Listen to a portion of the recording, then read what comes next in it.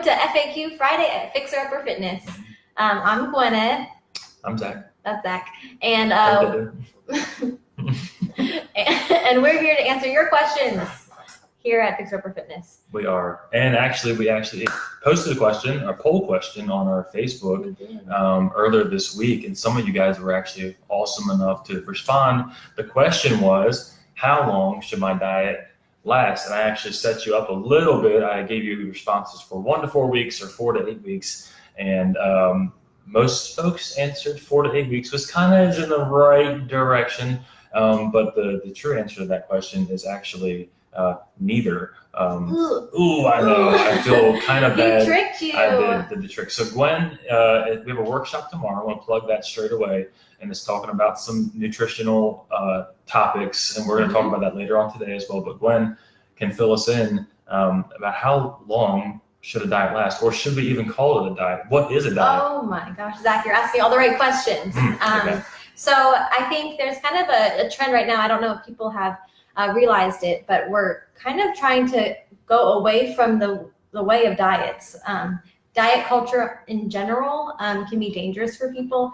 In general, like for people who are at risk of eating disorders, a lot of times a diet can almost like lead to disordered eating and things like that. But also your body doesn't really love this yo-yo dieting where you're on a diet for 2 weeks or 4 weeks and then you drop off because it didn't work in that amount of time.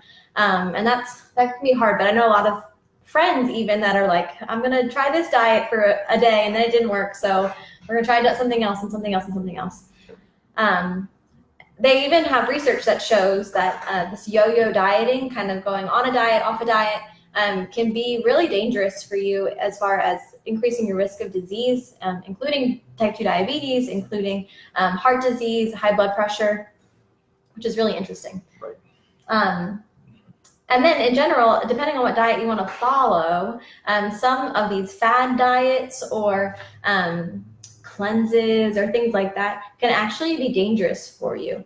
And we're going to talk about that tomorrow in our workshop called Breaking Down Fad Diets to look at some of the popular diets out right now. And that workshop is what time? It's at 10 a.m. tomorrow, Okay, sure. And it's free. So come by and say hi.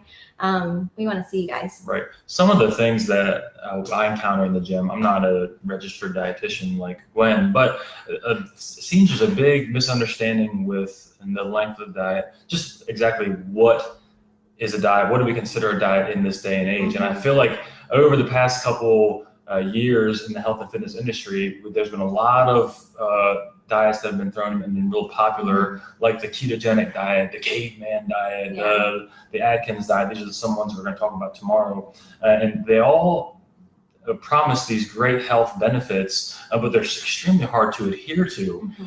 And it's important to know that diets usually do have a length associated with them. And that's one of the biggest problems with them being is people will go on the diet expecting great progress and great gains, and then they come off the diet and go right back to where they were. Is that right? Yeah, a lot of times you might lose weight really fast because you're adjusting what you're intaking. So like your calorie level is changing usually when you follow a diet because you're either cutting out a food group completely or you're forcing yourself to prepare your own meals, which that's not a bad thing to preparing your own meals, but these kind of, you drop 20 pounds super fast and then you gain 18 of it back. Right. And then you're happy because you lost 2 pounds, but your body just went through a big change and it's not really good for you. I think a healthier way to look at it is just to change your definition of what a diet actually is. I think diets do have a very important place in your health and fitness, but many times it's for a much more specific reason and a much more specific goal that you're trying to maintain,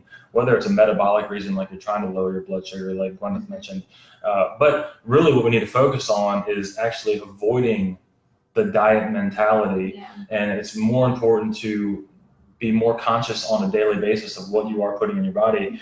Your body has needs each day, and that's how we determine what your nutrition should be. And if you have a deficit in something, energy, most likely, then you need to replace that energy. And it's a simple equation for the most part. And most folks don't need a complicated diet to get to the goal they're trying to get to. Really what we need to is to have a little bit of patience, which I know stinks. I hate that because these changes that we want to make nutritionally take a long time to do. And it's just going to be small changes, patient, and just tracking a little bit.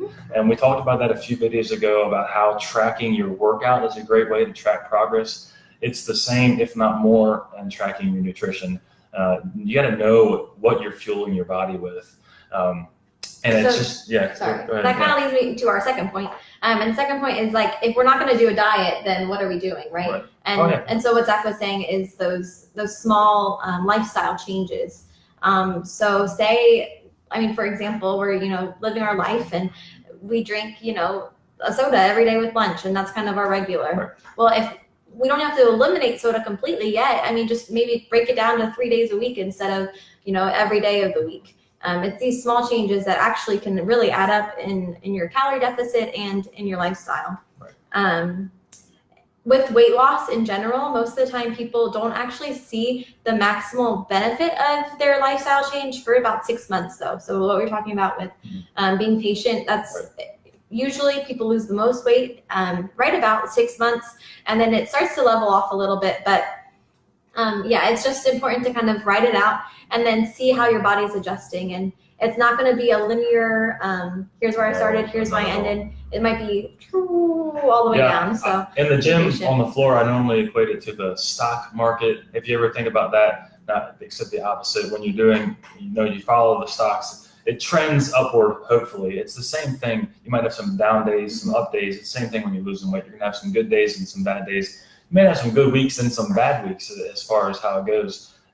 But I think patience is definitely important. And it's important to realize that this is your journey as well. It's not something that's going to work. This is the other issue with some of the fad diets. I don't want to steal all Gwyneth's material for tomorrow, but someone is producing something that proclaiming great results, but it's complicated. Everyone's coming into their fitness journey with a completely different set of hang-ups or problems. And so my nutrition is not going to look anything like Gwyneth's nutrition, even if we're both trying to lose weight. It's just, and we're both fairly healthy, not to take into consideration if there's other health things going on. So you really got to take it individualized.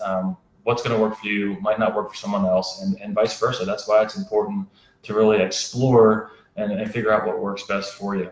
Yeah. So tomorrow we're going to talk about breaking down fad diets. I mean, some of the popular diets are really great. People lose weight. There's nothing necessarily wrong with them, but we're going to talk about a whole bunch of different ones. If you only listen to one thing in this video, I want you to think about how you are eating right now and ask yourself these questions, okay? Am I waiting for the day that this diet is over? Because if you are, that may be a sign that you're on the wrong meal plan. Yeah.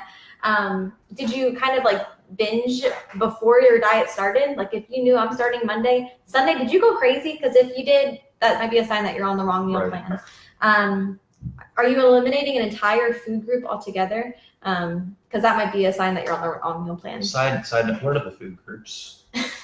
Are you eliminating, well, there's 3 macronutrients. We're going to talk about this tomorrow. Yeah. Protein, fat, and carbs, and all of them are important.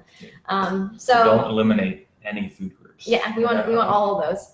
But we're going to ask more questions tomorrow and try to sit down and really think about what are some lifestyle changes that we can make today to get closer to our goals. So tomorrow, 10 a.m., free workshop, breaking down fad diets. Right, and then from there, you can also talk to, after the workshop, if you come, you can also speak with Gwyneth personally, and you can set up some time to be with her to talk about your own journey. Once again, tomorrow is a workshop where we're covering an actual topic. If you want to talk about just a real topic, well, it's a scheduled topic. Yeah. If you want to talk more and more about your own nutrition, then we can schedule something with Gwyneth afterwards. We'd be more than happy to do that for you. But that's all from today, from our frequently asked questions Friday at Fix Your Upper Fitness.